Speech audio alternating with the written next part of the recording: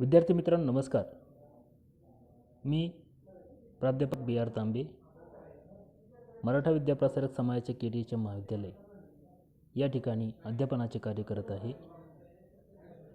TYBAच्या general paper 3 यामध्ये regional geography of India या विषयाचा सिलेबस आपण मागच्या लेक्चरला सविस्तरपणे पाहिला. कोणत्या टॉपिकमध्ये कोणते लर्निंग पॉईंट आहे याविषयी आपण सविस्तर अभ्यास केला, सविस्तर माहिती पाहिली. त्याचबरोबर या परीक्षेचं स्वरूप आपल्या TYBAच्या तृतीय वर्षाच्या परीक्षेचं स्वरूप नक्की कसं असेल याविषयीसुद्धा आपण संपूर्ण माहिती पाहिली. आजच्या लेक्चरमध्ये भारताचा ऐतिहासिक पार्श्वभूमी, हिस्टॉरिकल बॅकग्राऊंड ऑफ इंडिया याविषयी आपण माहिती पाहणार आहोत.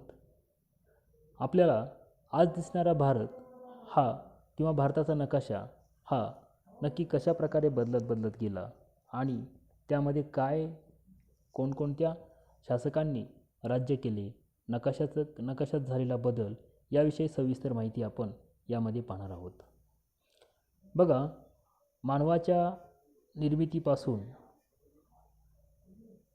जवळजवळ पाषाण युग हा जो एक महत्त्वाचा कालखंड आहे सुरुवातीचा, या कालखंडामध्ये साधारणतः 27 लक्ष वर्षापूर्वी या कालखंडाची निर्मिती झाली आणि मानव हा अगदी आदिमानवाच्या स्वरूपात या ठिकाणी अस्तित्वात आल्याचं सांगता येतं. साधारणतः 27 लक्ष वर्षापासून ते 12,000 वर्षापूर्वीपर्यंत हा कालखंड असावा. त्यामध्ये पाषाण युग याचा अर्थ दगडाचा वापर या ठिकाणी हत्यार म्हणून केला जायचा. त्यापासून वेगवेगळी हत्यारं बनवली जायची आणि मानव हा टोळ्यांच्या स्वरूपामध्ये असायचा, भटक्या स्वरूपामध्ये असायचा. पशुपालन करणे, मासे पकडणे, शेतीची कामे करणे यासारखे स्वरूप या व्यवसायाचे मानवाचे होते. त्यानंतर भारतातील महाराष्ट्रासारख्या देशात, महाराष्ट्रामध्ये अश्मयुगाचे काही अवशेष आपल्याला सापडलेले पाहायला मिळतील. गोदावरी, घागरा, या गंडक या नद्यांच्या परिसरात पिके घेण्याचं किंवा पशुपालक म्हणून या ठिकाणी आदिमानव राहत होता असे त्या ठिकाणी आपल्याला पाहायला मिळते. त्याचबरोबर सोहन, बेलन, नर्मदा घटका, भीमबेटका येथे काही अवशेष या पाषाण युगाचे आपल्याला आढळतात. त्याचबरोबर दक्षिण भारतात आंध्र प्रदेश, तामिळनाडू, कर्नाटक या भागातसुद्धा काही दफने आपल्याला पाहायला मिळतात. दक्षिण भारत सोडून दौसा, राजस्थान, अलाहाबाद, मिर्झापूर, बनारस तसेच लेह, सिंगभूम या जिल्ह्यामध्ये सुद्धा काही प्रमाणात या अश्मयुगाचे अवशेष आपल्याला सापडतात. तसेच पाषाण युगाच्या पुढील काळ जो होता तो आहे ताम्रयुग. यामध्ये तांबे या धातूचा वापर हा जास्तीत जास्त केला जायचा, म्हणून याला ताम्रयुग म्हटलं जायचं. त्यामुळे याचा अर्थ असा की तांबे धातूचा सर्वप्रथम शोध लागला, त्यानंतर कांस्य धातूचा शोध लागला. लोकांना मध्यपूर्व भागात अंदाजे ख्रिस्तपूर्व 3000 ते 2000 वर्षापूर्वीचा काळ फक्त दगडाचा वापर सोडून तांबे वापरण्यास सुरुवात केलेली आपल्याला पाहायला मिळते. तसेच भारतीय यानंतरचा जो कालखंड आहे तो आहे सिंधू संस्कृतीचा कालखंड. यालाच हडप्पा संस्कृती असं सुद्धा म्हटलं जायचं. ज्यावेळेस भारतातील महत्त्वाचे इंजिनियर रखालदास बॅनर्जी यांनी पाकिस्तानमध्ये एक महत्त्वाच्या रेल्वे मार्गाचं काम सुरू असताना या मोहेंजोदडो शहराचा शोध या ठिकाणी लागला. त्यानंतर sir John Marshall, JK Mac, त्यानंतर मॉर्टिमन व्हीलर इत्यादी संशोधकांनी विस्तृत उत्खनने केलेली आपल्याला पाहायला मिळतात. या पाहणीत साधारणतः सिंध, पंजाब या ठिकाणी अनेक प्राचीन स्थळे उदयास आलेली आपल्याला दिसतात. या सिंधू संस्कृतीचे जे रिलेशन आहे, सूर्यमान संस्कृतीबरोबर असलेले रिलेशन असेल, मेसोपोटेमिया संस्कृतीशी असलेलं रिलेशन असेल हे आपल्याला या ठिकाणी पाहायला मिळतं. त्याचबरोबर अनेक प्लॅनेट सिटी नगरं या काळामध्ये तयार झालेली आपल्याला दिसतात. त्यामध्ये हडप्पा, मोहेंजोदडो, लोथल यासारख्या शहरांचा प्रामुख्याने उल्लेख केला जातो. अतिशय शिस्तबद्ध स्वरूपात बांधलेली शहरं, त्यामध्ये राखीगिरी, मिथालत, कालीबंगन, रेहमानदरी, बालाकोट, धौलवीरा, त्यानंतर पैठणी धाम यासारख्या नगरांचा सुद्धा उल्लेख आपल्याला करावा लागतो. हडप्पा शहराच्या बाबतीत असं सांगितलं जातं की या शहराची निर्मिती 8 वेळा झाली असावी, कारण हे शहराची हिमालयामध्ये म्हणजे भारताची ऐतिहासिक पार्श्वभूमी अभ्यासत असताना हिमालयामध्ये उगम पावणाऱ्या नद्या ह्या आपल्याबरोबर भरपूर असा गाळ घेऊन येतात आणि आपल्या परिसरामध्ये ते आपल्या नदीपात्रात ते पसरवत चालतात. नदीपात्रामध्ये जर जास्त गाळ झाला तर तो नदीपात्राच्या बाहेर पसरवला जातो आणि या कारणामुळे काय होतं की या परिसरामध्ये असलेली शेती असेल, असलेली नगरं असतील, ही पाण्याखाली जातात आणि अशा प्रकारे हडप्पा जे शहर आहे, जे नगर आहे, याचंसुद्धा बऱ्याच वेळेस ते पाण्याखाली गेलेलं आपल्याला पाहायला मिळतं. आणि पाकिस्तानचा जो बलुचिस्तानचा जो भाग आहे, उत्तर पाकिस्तान, त्याचबरोबर या भागात क्वेटा असेल, नाल असेल, कुली असेल, टोगो असेल, या प्रादेशिक इत्यादी प्रादेशिक वैशिष्ट्यांच्या निरनिराळ्या ग्राम संस्कृती या ठिकाणी अस्तित्वात होत्या. हा सुद्धा एक महत्त्वाचा भाग भारताच्या ऐतिहासिक पार्श्वभूमी आपल्यामध्ये सांगावा लागतो. राजस्थानमध्ये हे कालीबंगा व सोती या ठिकाणी सिंधू पूर्व संस्कृतीचे वैशिष्ट्य अवशेष आलेले आपल्याला आढळून आलेले आपल्याला दिसतात. तसेच या सिंधू संस्कृतीमध्ये जी नगरांची रचना जी होती ती अगदी सिस्टमॅटिक स्वरूपामध्ये होती. उदाहरणार्थ 2 रस्त्यामधील अंतर जे आहे ते मुख्य रस्त्याचं अंतर जवळजवळ 12 ते 18 मीटरपर्यंत किंवा उपरस्त्यांचं अंतर जे आहे 8 ते 12 मीटरपर्यंत अशा प्रकारची रस्ते, न्हाणीगृह असेल, स्वच्छतागृह असेल किंवा इतर जे घरांचे मुख्य द्वारं असतील तर यांची विशिष्ट रचना या शहरामध्ये आपल्याला पाहायला मिळते. म्हणजे भारताची ऐतिहासिक पार्श्वभूमी अभ्यासत असताना या नगरांच्या त्या काळी असलेलं जे कल्चर आहे किंवा त्या काळी असलेली उपलब्ध संसाधने आहे त्यांचा योग्य वापर कशा पद्धतीने केला जात होता याचा आपल्याला इथे या नगरांच्या अभ्यासातून आपल्याला पाहायला मिळतं. त्यानंतरचा जो आहे काळ आहे वैदिक संस्कृतीचा काळ. या काळामध्ये साधारणतः मेहरगड येथून मिळालेल्या ऐतिहासिक पुराव्यांच्या मते भारतीय संस्कृतीची सुरुवात इसवी पूर्व 6500च्या आसपास झाली असावी. सुमारे 4000 वर्षापूर्वी खैबर खिंडीतून आर्य लोकांच्या टोळ्या या सप्तसिंधूच्या प्रदेशामध्ये आल्या आणि आग्नेय युरोपातील कॉकेशस पर्वताच्या भागातून भारतात आलेल्या या टोळ्यामधील लोक आर्य लोक म्हणून ओळखले जाऊ लागले किंवा ओळखले जात असे आणि याच संस्कृतीला आर्य संस्कृती किंवा सिंधू संस्कृती असं म्हटलं जायचं. त्यानंतर आपण या सप्तसिंधूचा प्रदेश अपूर्ण पडल्यामुळे ह्या टोळ्या संपूर्ण भारतभर पसरलेल्या आपल्याला पाहायला मिळतात. यावरून आपल्याला या देशाला, भारत देशाला आर्यवर्त असं नाव पडलं. त्यानंतर या आर्य लोकांनी वेद लिहिली. याच्यामध्ये या वेदांचे मुख्य 4 प्रकार आहे: ऋग्वेद, यजुर्वेद, सामवेद, अथर्ववेद. म्हणजे या 4ही वेदामध्ये अतिशय व्यवस्थितरित्या भारताचं वेगवेगळ्या ठिकाणचं वर्णन आपल्याला करताना पाहायला मिळतं. ऋग्वेद हा आर्यांचा पहिला ग्रंथ असून यामध्ये देवतांना प्रसन्न करण्यासाठी रचलेल्या ऋगांचा समावेश आपल्याला पाहायला मिळतो. तर यजुर्वेद हा ग्रंथ यज्ञाविषयी माहिती देणारा आणि या ग्रंथामध्ये सामवेदामध्ये तालासुरात गायन कसे करावे याविषयी, तर अथर्ववेद यामध्ये जीवनातील संकटे निवारण करण्यासाठी उत्तम आरोग्यासाठी लागणारी उपाययोजनेची माहिती या योगामध्ये आयुर्वेदाविषयी सुद्धा अतिशय महत्त्वाची माहिती अथर्ववेदामध्ये दिलेली आपल्याला पाहायला मिळते. त्याचबरोबर या लोकांनी ब्राह्मणके लिहिली, आरण्यके लिहिली. ज्या अरण्यात वानप्रस्थानाश्रमामध्ये असल्यानंतर जी अरण्यात जाऊन लिहिली जातात ती आरण्यके. आणि उपनिषदे लिहिली. तर अशा प्रकारे या तसेच रामायण महाभारताचा सुद्धा याच काळामध्ये निर्मिती झाली असावी अशा प्रकारचा एक महत्त्वाचा भाग या वैदिक काळामध्ये आपल्याला पाहायला मिळतो. आपल्याला रामायणामध्ये महाभारतामध्ये एक असा उल्लेख आहे की भरत नावाचा राजा या देशामध्ये राज्य करत होता, म्हणून भारताला भारत नाव पडले असावे. त्याचबरोबर या ठिकाणी काही महत्त्वाचे कालखंड आपल्याला पाहायला मिळतात. 6500 ते 3100 पूर्व हडप्पा कालखंड, 3100 ते 1900 इसवी सन पूर्वातले सगळे आहे. परिपक्व हडप्पा कालखंड 3100 ते 1900 हा वेदांचा कालखंड आणि 1900 ते 1000 साधारणतः हडप्पा संस्कृती सांगता व वैदिक आणि ब्राह्मण काळाचा अंत या काळामध्ये झालेला आपल्याला दिसतो. त्यानंतर बघा, बुद्धिझम आणि जैनिझम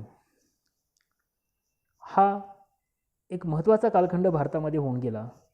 साधारणतः गौतम बुद्ध यांनी बौद्ध धर्माची स्थापना केली आणि वर्धमान महावीर यांनी जैन धर्माची स्थापना केली. अतिशय भारताच्या ऐतिहासिक पार्श्वभूमीमध्ये महत्त्वाची या दोन व्यक्तींची किंवा या दोन धर्मांची उच्चार केल्याशिवाय ऐतिहासिक पार्श्वभूमी पूर्ण होऊ शकणार नाही. साधारणतः या भागात जो गौतम बुद्धाचा जो कालखंड आहे तर यामध्ये या बौद्ध धर्माचा जो प्रसार आहे हा भारताबरोबरच भारतामध्ये तर अनेक ठिकाणी वेगवेगळ्या प्रकारच्या लेण्या त्या ठिकाणी कोरल्या गेल्या. जैन लेण्यासुद्धा आपल्याला पाहायला मिळतात.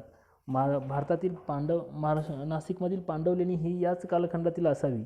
तर या ठिकाणी अनेक लेण्या कोरल्या गेल्या, ज्यामधून धर्माचा प्रसार हा करणं त्या ठिकाणी एक महत्त्वाचा उद्देश होता. हा फक्त भारतापुरताच प्रसार झाला नाही, तर भारताच्या बाहेरही साधारणतः China, Japan, Laos, Cambodia, Sri Lanka, Indonesia यासारख्या भागामध्ये सुद्धा या धर्माचा प्रसार मोठ्या प्रमाणात झाल्याचं आपल्याला पाहायला मिळतं. आजही बौद्ध धर्मीयांची संख्या या देशामध्ये जास्त प्रमाणात असल्याचे आपल्याला दिसते. अनेक स्तूपांची निर्मिती या ठिकाणी केली. तसेच वेरूळ हा एक महत्त्वाच्या लेण्या यासुद्धा याच कालखंडामध्ये तयार झाल्या असाव्या. त्यानंतर याच काळामध्ये अनेक धर्मचक्र परिवर्तन म्हणून प्रवचन करण्यास सुरुवात केलेली आपल्याला पाहायला मिळते. तसेच अनेक धर्म परिषदासुद्धा या बौद्ध धर्माच्या या काळामध्ये झालेल्या आपल्याला दिसतात. त्यानंतरचा जो कालखंड आहे मौर्य साम्राज्याचा कालखंड. मगध राज्य हे पाटलीपुत्र येथे विकसित झाले. आजचे पटना बिहारची राजधानी. या ठिकाणी चाणक्यांचा अपमान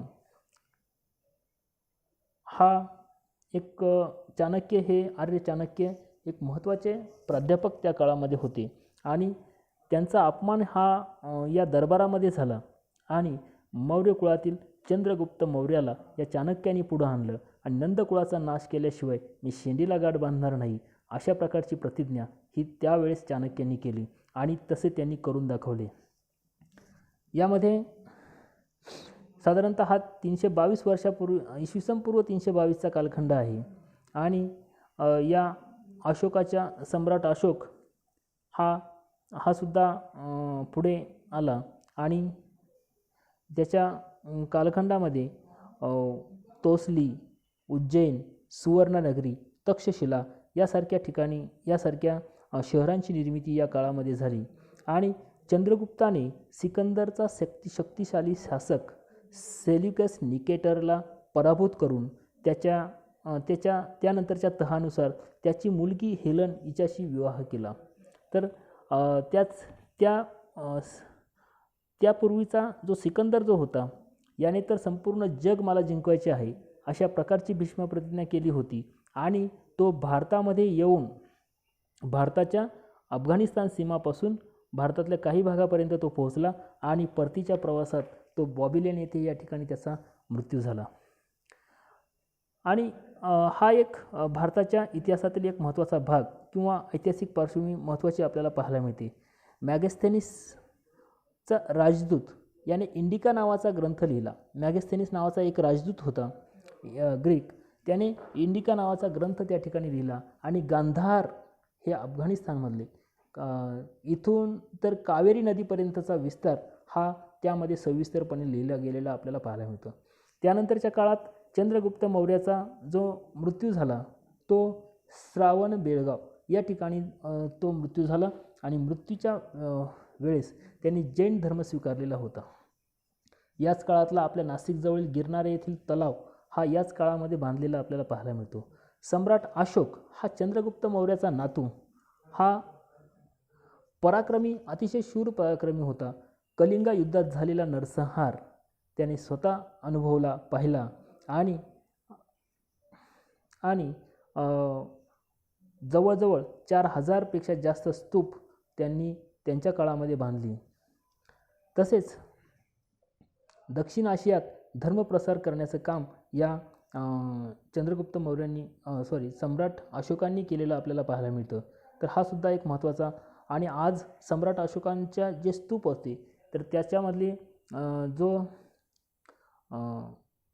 अशोक चक्र हा एक महत्त्वाचं चक्र आजही आपल्या तिरंगा झेंड्यामध्ये आहे किंवा आपला राजमुद्रा जी आहे ती सुद्धा याच स्तूपावरचं जे 3 सिंहांचं जी राजमुद्रा आहे ती आज आपण या आपल्या रुपयाच्या नाण्यामध्ये वापरलेली आपल्याला पाहायला मिळते. तर हा सुद्धा एक महत्त्वाचा भाग या ठिकाणी आहे. त्यानंतर कुशाण आणि सातवाहन हा एक महत्त्वाचा काळ पुढे आला. महाराष्ट्रामध्ये पैठण ही एक महत्त्वाची राजधानीचं ठिकाण या काळामध्ये होतं. शंकराची पूजा, भारतीय देवतांची पूजा करण्यास कुशाणांनी सुरुवात केली. कुशाण हे भारतीय नव्हते तरीसुद्धा त्यांनी अशा प्रकारे या ठिकाणी भारतीय देवतांची पूजा केली. कनिष्का राजाने बौद्ध धर्म स्वीकारला आणि चौथी धर्मी परिषद ही त्याच्या काळामध्ये झाली काश्मीरमध्ये. त्यानंतर याच धर्माचे 2 गट पडले, हिनयान आणि महायान. जो हिनयान होता तो मूर्तीपूजा करत नाही आणि महायान आहे ते मूर्तीपूजा करायचे. तर हा एक महत्त्वाचा भाग या कुशाणांचा होता. सातवाहनांचा काळ जो आहे तो इसवी सन साधारणतः हा जो काळ होता तो 5व्या शतकापूर्वीचा काळ हा या ठिकाणी आपल्याला पाहायला मिळतो. त्यानंतर गुप्त आणि वाकाटक हा एक महत्त्वाचा कालखंड पुढे आला. गुप्त साम्राज्य इसवी सन 240 ते इसवी सन 550 यामध्ये साधारणतः भारताच्या उत्तरेकडील भूभागावर इसवी सनाच्या 3ऱ्या व 5व्या शतकापर्यंत होते. गुप्त राज्याची स्थापना श्रीगुप्त यांनी केली व 2 पिढ्यानंतरच म्हणजे पहिल्या चंद्रगुप्ताच्या काळात गुप्त राज्याचे साम्राज्य झाले आणि गुप्त साम्राज्याचा काळ भारतीय इतिहासातील सुवर्ण काळ होता असे इतिहासकार म्हणतात. तर हा सुद्धा एक महत्त्वाचा भाग या ठिकाणी भारताच्या बाबतीत होऊन गेला. यामध्ये हर्षवर्धनाचा काळसुद्धा अतिशय महत्त्वाचा आहे. याच काळामध्ये एक चीनी यात्री हियान चांग हा सुद्धा भारतामध्ये येऊन गेला. सोन्याची नाणी या चंद्रगुप्त च्या काळामध्ये वापरली जायची. तर हा सुद्धा एक महत्त्वाचा भाग. त्यानंतर आली सुलतानशाही साधारणतः 1014 पासून किंवा 1210 म्हणजे 1014 पासूनच खऱ्या अर्थाने या ठिकाणी सुलतानशाहीची भारतामध्ये सुरुवात झाली.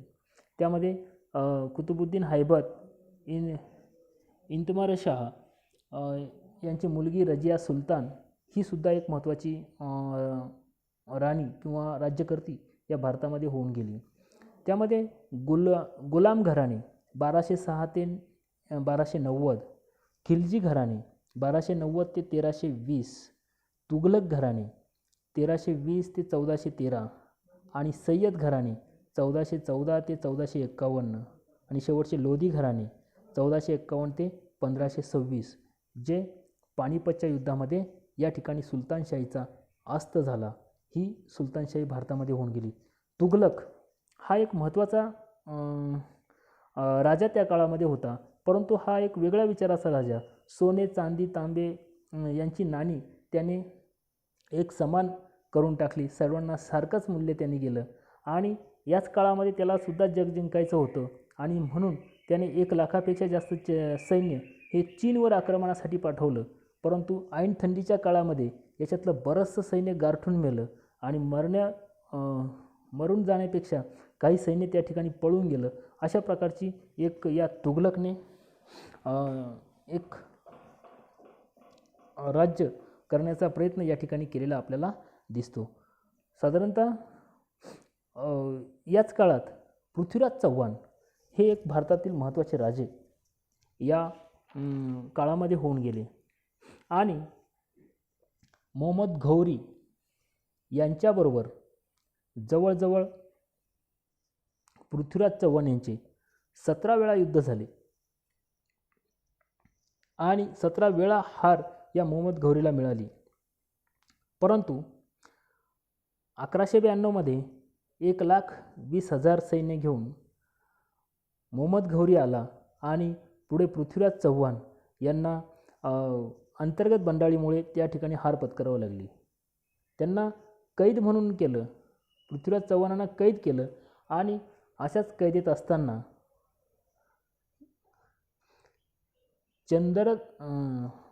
चंदबरदाई हा त्यांचा एक महत्त्वाचा सहकारी त्यांच्याबरोबर होता आणि लक्ष्यभेदी विद्यामध्ये हुशार असलेले पृथ्वीराज चव्हाण यांनी याच मोहम्मद घौरीच्या दरबारी अशा प्रकारचा विद्येचा एक महत्त्वाचा आविष्कार त्यांनी दाखवला आणि पृथ्वीराज चव्हाण यांचे मोहम्मद घौरी यांनी अक्षरशः डोळेसुद्धा त्या ठिकाणी काढून घेतले. अशा प्रकारची सजा त्यांना दिली आणि ह्या लक्ष्यभेदी विद्येच्या आधारावर डोळे बांधलेले असताना त्यांनी मोहम्मद घौरी यांना लक्ष्यभेदी विद्येच्या आधारावर ठार केले. तर हा एक या भारतीय लोकांच्या भारताच्या प्रती असलेले प्रेम, भारतीय लोकांचे भारताच्या प्रती असलेले प्रेम हे यावरून आपल्याला पाहायला मिळतं आणि शेवटच्या क्षणापर्यंत हार मानायची नाही अशा प्रकारचा एक संदेश या पृथ्वीराज चव्हाणांनी या ठिकाणी दिलेला आपल्याला पाहायला मिळतो. या मोगल साम्राज्य जे आहे ते साधारणतः 16व्या शतकामध्ये स्थापन झाले आणि आशियामधील सर्वात मोठे साम्राज्य या ठिकाणी होते. यामध्ये बाबर,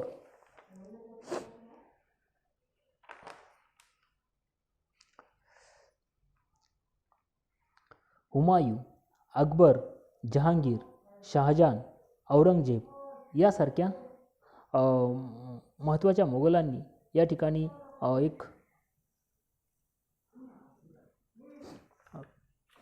राज्य करण्याचा प्रयत्न केला. त्याचबरोबर विजयनगरचे राजे पुढे आले. पानिपतच्या युद्धात तोफांचा वापर सर्वप्रथम या काळात झाला. विजापूरच्या आदिलशाह, अहमदनगरची निजामशाही, गोळकोंड्याची कुतुबशाही आणि जंजीचा सिद्दी यासारख्या वेगवेगळ्या शाही या ठिकाणी उदयास आल्या आणि प्रत्येकाने आपल्या या देशावर हक्क सांगण्याचा प्रयत्न केला. खैबर खिंडीतून आलेले आर्य आपल्याला माहिती होते. त्याचबरोबर त्याच खिंडीतून अनेक युरोपीय या भारतामध्ये येऊन या ठिकाणी लूट करण्याचा प्रयत्न केला. गझनीचा मोहम्मद आपल्याला माहिती असेल. त्याने तर भारतातून फक्त सोने लुटून नेण्याचा प्रयत्न केला. भारतातून त्या काळामध्ये सोन्याचा धूर निघायचा असं जरी अतिशयोक्तीने म्हटलं जायचं तरीसुद्धा सर्वात जास्त सोने त्या काळामध्ये भारतामध्ये होते. आणि हा एक महत्त्वाचा भाग जर आपण पाहिला तर अकबर यांच्या काळात मुघल साम्राज्याचा विस्तार खूप मोठा झाला आणि इसवी सन 1700च्या सुमारास उत्कर्षाच्या शिखरावर असताना मुघल साम्राज्य पूर्वेला बांगलादेश, पश्चिमेला बलुचिस्तान, उत्तरेला काश्मीर आणि दक्षिणेला कावेरीपर्यंत पसरले होते. तर हा सुद्धा एक महत्त्वाचा भाग या ठिकाणी आपल्याला सांगता येतो. बघा, याच अकबराबरोबरच अकबराच्या काळात मी रानात कंदमुळे खाईल परंतु अकबराला शरण जाणार नाही अशी प्रतिज्ञा करणारा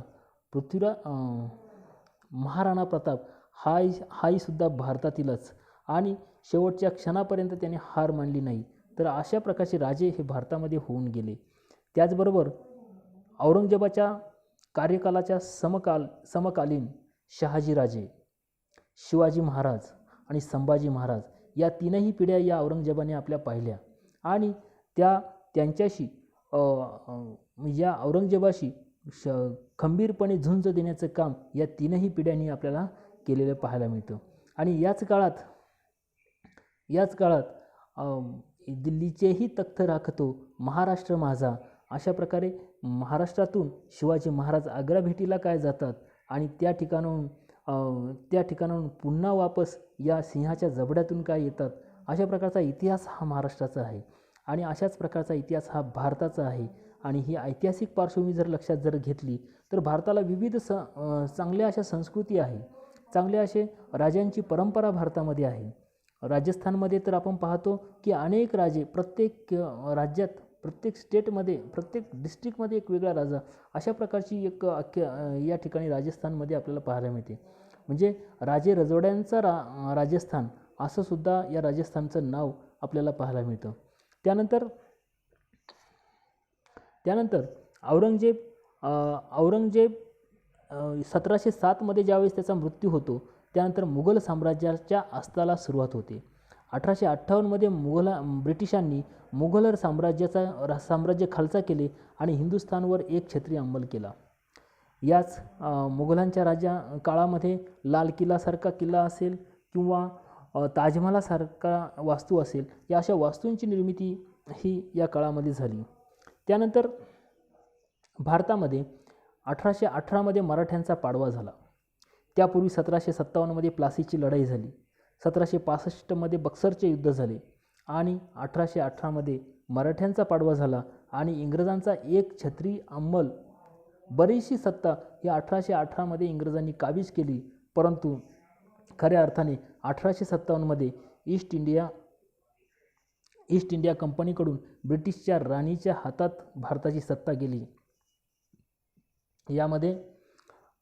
यामध्ये साधारणतः झाशीच्या राणीचा पराक्रम हा सुद्धा आपल्याला माहिती आहे, किंवा ग्वाल्हेरचा असेल, त्याचबरोबर दक्षिणेकडे असलेले मैसूरचे टिपू सुलतान असतील, किंवा अशा अनेक ठिकाणचे पराक्रम आपल्याला या ठिकाणी पाहायला मिळतात. गुरु गोविंद सिंग यांच्या बाबतीत सुद्धा आपल्याला या भारताच्या ऐतिहासिक पार्श्वभूमी अभ्यास करत असताना यांचासुद्धा आपल्याला विचार करावा लागेल किंवा यांचासुद्धा अभ्यास करणं गरजेचं आहे. चिड़ियों से मैं बाज लड़ा हूँ, गिदड़ों से मैं शेर बना हूँ, 1.25 लाख से एक लड़ा हूँ, उदय गोविंद नाम कहा हूँ, उदय गोविंद सिंग नाम कहा हूँ. अशा प्रकारे गुरु गोविंद सिंग यांनी सुद्धा मुघलांशी करारीने युद्ध केले, लढा दिला. 1.25 सैनिक हा 1.25 लाखपेक्षा जास्त सैनिकांशी लढला आणि तरीसुद्धा त्यांच्या हाती काही सापडलं नाही, तरीसुद्धा या मुघलांच्या हाती एकही सिंग सापडला नाही. अशा प्रकारची ही भारताची पार्श्वभूमी आपल्याला पाहायला मिळते. त्यानंतर याच मराठ्यांच्या साम्राज्यामध्ये जो मराठ्यांचा पाडवा झाला 1818 त्यामध्ये पेशवे असतील किंवा थोरले बाजीराव पेशवे असतील की 1818 त्यांचा पराभव या ठिकाणी झालेला आपल्याला पाहायला मिळतो. आणि पुढचा जो कालखंड आहे तो ज्यामध्ये 1735 राजस्थानात, 37 दिल्लीत, 1740 बंगालपर्यंत या ठिकाणी मराठी साम्राज्य पोचलेलं आपल्याला पाहायला मिळतं. पुढे ब्रिटिश साम्राज्य जे आहे जे 1857 नंतर खऱ्या अर्थाने इंग्लंडच्या राणीच्या हातात भारताची सत्ता ज्यावेळेस गेली, तर त्यावेळेस सुद्धा आता एकही राजा भारतामध्ये राहिला नाही, परंतु काही संस्थाने भारतामध्ये होती, ते स्थानिक स्वरूपाचे होती, ते इंग्रजांच्या आधिपत्याखाली काम करायची. आणि हे सगळं असताना भारतामध्ये 1885 भारतीय राष्ट्रीय काँग्रेसची स्थापना झाली आणि इंडियन नॅशनल काँग्रेसची स्थापना झाल्यानंतर टिळक युगाची सुरुवात त्यावेळेस झाली. आणि ते युग 1920 होतं, म्हणजे टिळकांच्या मृत्यूपर्यंत. आणि खऱ्या अर्थाने ठोसा इंग्रजांचे डोके ठिकाण्यावर आहे काय यासारखे धडक प्रश्न विचारणारे लोकमान्य टिळक या ठिकाणी भारताला स्वातंत्र्य मिळवून देण्यासाठी भरपूर असा प्रयत्न केला किंवा लोकांचे संघटन करण्यासाठी भरपूर असा प्रयत्न केला. 1920मध्ये गांधी युगाला सुरुवात झाली. गांधीयुग हे भारताच्या स्वातंत्र्यापर्यंत होते. भारताला स्वातंत्र्य 15 ऑगस्ट 1947ला मिळाले आणि अगदी 6 महिन्याच्या अंतराने या महात्मा गांधींचा मृत्यू या ठिकाणी भारतामध्ये झाला. आणि यांनीसुद्धा अनेक प्रयत्न हे भारताला स्वातंत्र्य मिळवून देण्यासाठी केलेले आपल्याला पाहायला मिळतात. आणि यामुळे जी ऑगस्ट क्रांती असेल, चले जावची घोषणा असेल किंवा इंग्रजांविरुद्ध असहकार आंदोलन असेल, अशा प्रकारचे वेगवेगळे आंदोलनं या भारतामध्ये गांधीजींनी केलेली आपल्याला पाहायला मिळतात. याच कालखंडामध्ये Dalhousie, Warren Hastings, Lord Curzon यांचा कालखंडसुद्धा यांनीसुद्धा काही विकासात्मक कामं केली, काही जुलमी कामंही सुद्धा या ठिकाणी केली. राजाराम मोहन राय, आगरकर, आंबेडकर, टिळक हे सर्वांनी भारताला स्वातंत्र्य देण्यासाठी स्वातंत्र्य मिळवण्यासाठी महत्त्वाचं काम केलेलं आपल्याला पाहायला मिळतं. बघा, हे सगळं होत असताना सगळ्या प्रयत्नातून भारत 1947ला स्वतंत्र झाला. 14 ऑगस्ट 1947ला भारत पाकिस्तानची फाळणी झाली. पाकिस्तान हा स्वतंत्र देश 14 ऑगस्टला झाला आणि 15 ऑगस्टला भारत हा स्वतंत्र देश म्हणून इंग्रजांनी जाहीर केला. अशा काळामध्ये भारत जो आपल्याला आज जो नकाशा दिसतो तो जरी त्यावेळेस होता तरीसुद्धा अनेक तुकड्यामध्ये भारत हा होता. 500पेक्षा जास्त संस्थानांमध्ये भारताचं विलिनीकरण झालेलं होतं. भारत वेगवेगळ्या संस्थानामध्ये होता. परंतु लोहपुरुष सरदार वल्लभभाई पटेल यांनी या संस्थानांचं विलिनीकरण करण्याचा महत्त्वाचा प्रयत्न केला आणि बरंचसं यश त्यांना आलं. सगळे संस्थानं त्यांनी एकत्र करण्याचा प्रयत्न केला. त्यामध्ये हैदराबादचे निजामाचे संस्थान हे सर्वात मोठे संस्थान त्या काळामध्ये होते, त्याचंसुद्धा विलिनीकरण झालं. संयुक्त महाराष्ट्र चळवळ, संयुक्त महाराष्ट्र हा सुद्धा एक महत्त्वाचा भाग त्या काळामध्ये होता. त्यामध्ये मुंबई ही महाराष्ट्रात, अर्थात तो हा 1960च्या आसपासचा भाग होता. मुंबई महाराष्ट्राची की मुंबई वेगळं केंद्रशासित प्रदेश अशा प्रकारचे एक महत्त्वाची चळवळ त्या ठिकाणी झाली आणि मुंबई ही महाराष्ट्राचा अविभाज्य भाग बनली. त्यानंतर गोवा मुक्ती संग्राम असेल, हा सुद्धा एक महत्त्वाचा भाग त्या काळात झाला. आंदोलन या ठिकाणी झालं. त्यानंतर काश्मीरचा प्रश्न बघा, काश्मीर हा भारताचा स्वर्ग म्हणून आजही ओळखला जातो. जो काश्मीर भारताला स्वातंत्र्य मिळालं त्यावेळेस त्यापूर्वी त्या ठिकाणी अनेक फिल्म सिटींचं अनेक चित्रपटांचं शूटिंग झालेलं आपल्याला पाहायला मिळतं. अनेक चित्रपट आपण त्या काश्मीरमध्ये तयार झालेली आपण पाहिली. परंतु आज तो अतिशय धकाधकीचा किंवा अतिशय एक संवेदनशील भाग म्हणून तयार झालेला आपल्याला पाहायला मिळतो. परंतु ज्या वेळेस काश्मीरचे राजा हरी सिंग यांना प्रश्न पडला, आता नक्की करायचे काय, आपल्याला स्वतंत्र राहायचं, पाकिस्तानमध्ये जायचं की भारतात राहायचं, की अशा प्रकारचा प्रश्न पडला असताना त्यांनी म्हणजे या प्रश्नामध्ये ते असतानाच पाकिस्तानने त्यांच्यावर काश्मीरवर आक्रमण केलं आणि भारताचा आश्रय घेऊन आमचा काश्मीर हा भारताचा भाग होईल अशा प्रकारचा हरी सिंग यांनी निर्णय घेतला आणि त्यामुळे आज काश्मीर हा भारताचा अविभाज्य भाग बनलेला आपल्याला पाहायला मिळतं. तरी पोर्तुगीज, डच हे बऱ्याच काळपर्यंत भारतामध्ये होते, परंतु नंतरच्या काळात ते सुद्धा पॉंडिचेरी किंवा गोवा यासारखी राज्य ते सोडून गेले. तर एकंदरीत भारताची ऐतिहासिक पार्श्वभूमी अभ्यासत असताना या सर्व गोष्टींचा अभ्यास आपण करतो. ब्रिटिशांचं ज्यावेळेस राज्य होतं तर त्यावेळेस अनेक प्रांतामध्ये ब्रिटिशांनी याचं म्हणजे राज्यकारभार करण्यासाठी वेगवेगळे तुकडे त्या ठिकाणी केले होते. यामध्ये साधारणतः इतर प्रांतामध्ये आपण पाहतो की बलुचिस्तान म्हणजे अर्थात तो पाकिस्तानचाच भाग होता आणि सध्याचा पाकिस्तानमधला काही भाग, बांगलादेशातला भाग, अंदमान निकोबार या सगळ्या भागांचा या ठिकाणी आपण समावेश करतो. त्यानंतर अशा प्रकारे आज दिसणारा भारत, सुजलम सुफलम भारत, सारे जहाँ से अच्छा हिंदुस्तान हमारा, हा आज आपल्याला या ठिकाणी पाहायला मिळतो. Thank you very much.